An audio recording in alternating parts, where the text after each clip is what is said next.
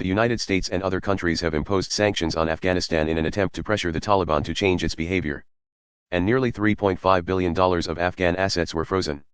However, the sanctions are having a significant impact on the Afghan economy, and it is unclear how long the country can survive. In this video, we will discuss how Afghanistan is surviving against sanctions, and what the long-term implications of the sanctions are. Relying on informal economic channels. The Afghan economy is heavily reliant on informal economic activity, such as barter trade, which is in simple words exchange of goods instead of paying. Turning to neighboring countries.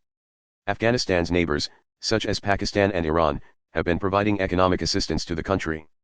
This assistance has helped to mitigate the impact of sanctions and keep the economy afloat. Generating revenue from natural resources. Afghanistan has a number of natural resources, such as copper, gold, and lithium. The Taliban has been able to generate revenue from these resources, even under sanctions. Seeking international aid. The international community has provided significant humanitarian aid to Afghanistan since the Taliban takeover. This aid has helped to prevent a total collapse of the economy and to provide essential services to the Afghan people.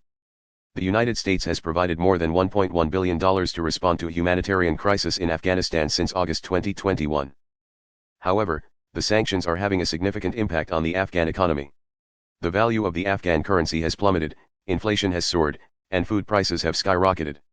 The sanctions are also making it difficult for businesses to operate and for people to access basic necessities. The long-term impact of the sanctions on Afghanistan is uncertain. If the sanctions are not lifted, the economy will continue to deteriorate and the humanitarian crisis will worsen. This could lead to widespread instability and violence in the country. The solution to this dilemma is not easy.